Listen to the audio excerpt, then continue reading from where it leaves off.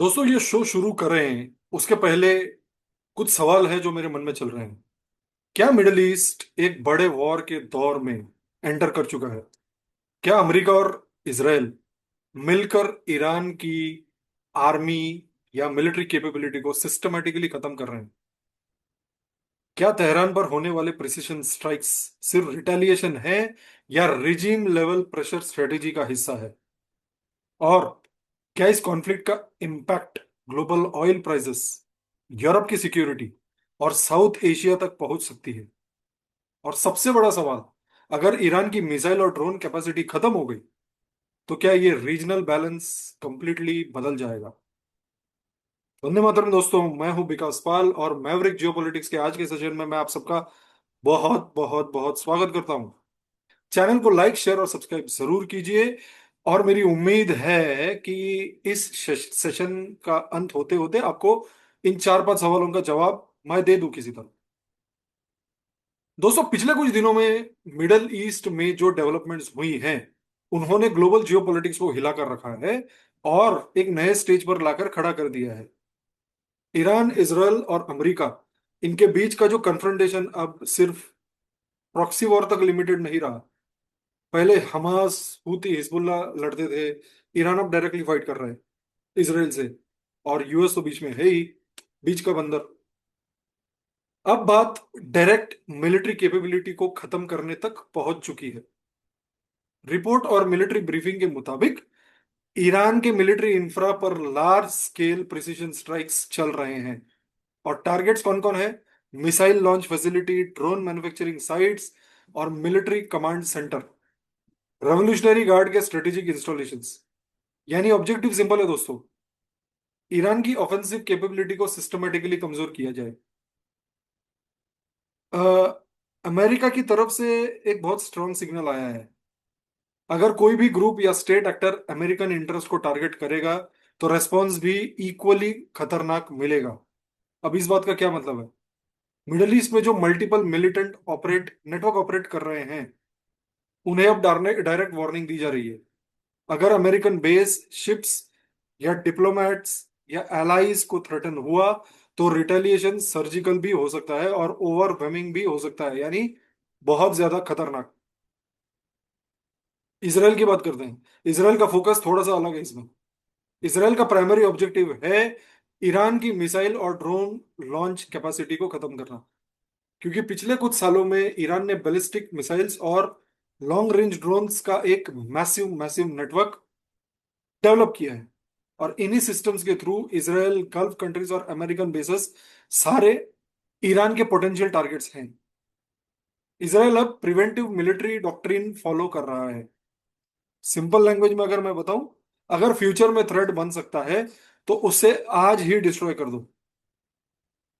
Reports के मुताबिक Tehran और उसके आसपास कुछ स्ट्रेटेजिक साइट्स ऐसे हैं जिन पर टारगेटेड ऑपरेशंस चल रहे हैं, जो कि ये ड्रोन मैन्युफैक्चरिंग फैसिलिटीज हैं, स्ट्रॉन्ग मिलिट्री इंस्टॉलेशंस हैं। और ये कोई रैंडम बॉम्बिंग भी नहीं है दोस्तों, ये high value targeting targeted operations है। यानी इंटेलिजेंस एजेंसीज आइडेंटिफाई करती है कि कमांड सेंटर कहाँ है, वेपन्स का स्टोरेज कहाँ पर है, स्ट्रेटेजिक लेबोरेटरीज कहाँ है, मिलिट्री लीडरशिप हब्स कहाँ है, और फिर स्ट्राइक किया जाता है। लीडरशिप को आइसोलेट करना और ऑपरेशनल नेटवर्क को डिसरप्ट करना इसका एक बहुत बड़ा ऑब्जेक्टिव है। अब सवाल यह है, ईरान क्या कर रहा है? ईरान की स्ट्रेटेजी ट्रेडिशनली असिमेट्रिक वॉरफेयर पर बेस्ड रही है। असिमेट्रिक वॉरफेयर का मतलब क्या है? डायरेक्ट कॉन्फ्रंटेशन की डायरेक्ट कॉन्फ्रंटेशन के बजाय ईरान यूजुअली ऑपरेट करता है रीजनल प्रॉक्सी के through. Missile deterrence, drone warfare. Middle east के मल्टीपल एरियाज में ईरान अलाइंड मिलिशियस एक्टिव हैं। सीरिया हो गया, इराक हो गया। और इनका काम होता है अपोनेंट्स को मल्टीपल फ्रंट्स पर एंगेज करना। इसी वजह से लेबनान, कभी सीरिया जैसे मैंने कहा, कभी इराक, ये सब गल्फ रीजन में टेंशन क्रिएट करते रहते हैं, बढ़ाते रहते हैं। अब एक और इंटरेस्टिंग डेवलपमेंट हुई है। गल्फ कंट्रीज भी इस कॉन्फ्लिक्ट को क्लोजली मॉनिटर कर रहे हैं, क्योंकि अगर मिसाइल एक्सचेंज और मिलिट्री एस्केलेशन बढ़ता है तो सबसे पहले इंपैक्ट पड़ेगा ऑयल शिपिंग रूट पर। स्ट्रेट ऑफ हॉर्मुज पर और गल्फ के एयर स्पेस पर। और अगर स्ट्रेट ऑफ हॉर्मुज डिस्टर्ब हुआ तो ग्लोबल ऑयल सप्लाई का एक बड़ा परसेंटेज इफेक्ट होगा। इसीलिए गल्फ नेशंस का फोकस है रीजनल स्टेबिलिटी मेंटेन करना है। यूरोप की बात करते हैं। यूरोप अभी ट्रेडिशनली डिप्लोमेसी को नॉर्मली फॉलो करता है, प्रेफर करता है।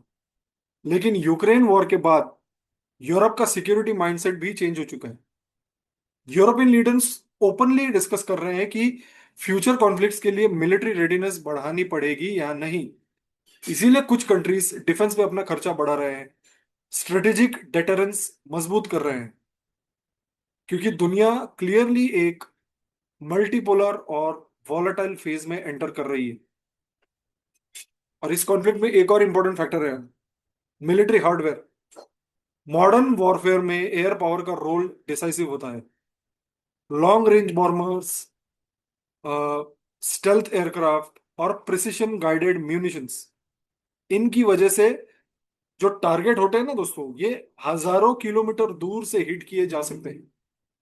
इसका मतलब बैटलफील्ड की ज्योग्राफी एक्सपांड हो चुकी है।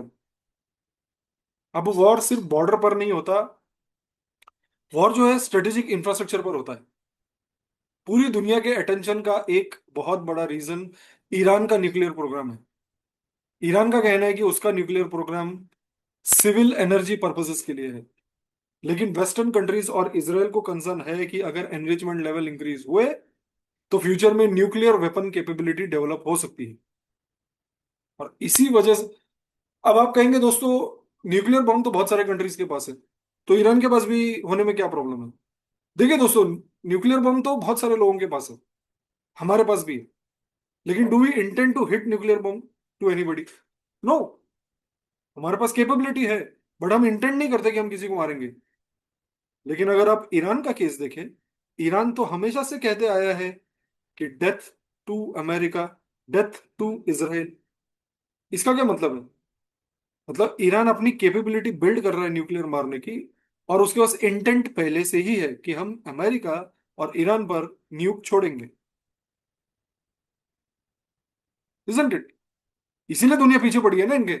इसीलिए ईरान और यूएस पीछे पड़े हैं कि भैया हम तेरे पास न्यूक्लियर बम आने नहीं देंगे। न्यूक्लियर बम दुनिया में बहुत सारे लोगों के पास है, चीन के पास है, भारत के पास है, पाकिस्तान के पास है।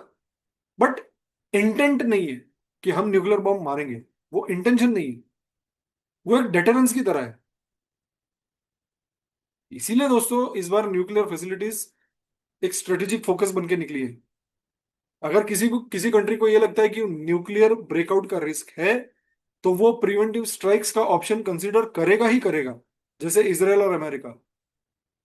ईरान तो कहते आया है death to Israel, death to America. तो उनके मन में तो डर है भैया, इनके पास अगर न्यूक्लियर बम आ गए तो ये लोग पीछे, ये हम पे बम मार देंगे। आज के कॉन्फ्लिक्ट्स जो है वो सिर्फ मिसाइल और बॉम्ब से नहीं चलते हैं दोस्तों। इंफॉर्मेशन वॉरफेयर भी इक्वली इंपॉर्टेंट होता है। आप क्या स्टेटमेंट दे रहे हो, प्रेस कॉन्फ्रेंस में क्या बोल रहे हो, और मीडिया में नैरेटिव क्या चल रहा है, उसका क्या पर्पस होता है, ये सारी की सारी चीजें मैटर करती हैं। दुश्मन को डटर करना, डोमेस्टिक ऑडियंस को भरोसा दिलाना और ग्लोबल परसेप्शन शेप करना, ये सारा काम इन मीडिया नैरेटिव का, प्रेस कॉन्फ्रेंस का और स्टेटमेंट्स का होता है। इसीलिए जब लीडर स्ट्रांग लैंग्वेज यूज करते हैं तो वो सिर्फ रिटोरिक नहीं होता, वो एक स्ट्रेटेजिक मैसेजिंग टूल बन जाता है। अगर मिडिल ईस्ट कॉन्फ्लिक्ट एस्केलेट हुआ या अगर आगे बढ़ा तो उसका इम्पैक्ट मल्टीपल रीजन्स पर पड़ेगा। मल्टीपल रीजन्स पर भी पड़ेगा और मल्टीपल फैक्टर्स पर भी पड़ेगा। तेल की दामें बढ़ेंगी, शिपिंग रूट में रिस्क आएंगी, ग्लोबल इन्फ्लेशन इंक्रीज होगा, भाई महंगाई कई कई गुना बढ़ जाएगी, आपके स्टॉक मार्केट में वैल्यू वॉलेटिलिटी आएगी। और सबसे इंपॉर्टेंट, अगर मल्टीपल कंट्रीज डायरेक्टली इन्वॉल्व होती हैं तो कॉन्फ्लिक्ट का स्केल भी उतना ही बड़ा हो जाएगा। अब एक इंटरेस्टिंग एंगल मैं साउथ एशिया का भी देता हूँ। हमने यूरोप की बात की, मिडिल ईस्ट की बात की, मैं एक बात एक 2 मिनट के लिए आपका अटेंशन साउथ एशिया पे भी लेना चाहूंगा। साउथ एशिया के जो कंट्रीज हैं, वो उनका डायरेक्ट इंटरेस्ट है मिडिल ईस्ट की स्टेबिलिटी से। क्यों? क्योंकि एनर्जी इंपोर्ट्स होता है मिडिल ईस्ट से, डायस्पोरा पॉपुलेशन बड़ा है वहां पर, भारत, बांग्लादेश, पाकिस्तान, फिलीपींस, यहाँ से कई कई लोग, कई कई लाखों लोग वहाँ गल्फ कंट्रीज में काम कर रहे हैं। सेंसिटिव ट्रेड रूट्स हैं वहां पर। और ये सब इस रीजन से लिंक्ड है। इसीलिए भारत जैसे कंट्रीज का फोकस होता है डिप्लोमेटिक बैलेंस मेंटेन करना और स्टेबिलिटी सपोर्ट करना। अब आगे क्या होगा? आगे दोस्तों दो तीन चीजें हो सकती हैं। एक, रीजनल एक्सपेंशन होगा शायद। Proxy groups multiple front open कर देंगे। ये जो हिजबुल्लाह और होती है, हमास तो थोड़ा शांत है। कॉन्फ्लिक्ट लेबनान, सीरिया और गल्फ रीजन तक एक्सपांड हो सकता है। एक दूसरा होगा, एक कंट्रोल्ड एस्केलेशन। पॉसिबल है कि स्ट्राइक्स और रिटेलिएशन जो हैं वो लिमिटेड स्केल पर चलेंगे, लेकिन फुल स्केल वॉर को अवॉइड किया जाएगा ताकि ये ज्यादा ना फैले। और तीसरा सिनेरियो जो मुझे दिख रहा है वो है diplomatic freeze. Back channel negotiation start हो जाएंगे, क्योंकि भैया वॉर कितने दिन तक आप करोगे? ऑयल सप्लाई कितने दिन तक आप झेलोगे? और इसीलिए एस्केलेशन टेम्पररी तरीके से पॉज हो जाएगा। दोस्तों आज की जो जियोपॉलिटिक्स है वो एक नए फेज में एंटर कर रही है बिल्कुल।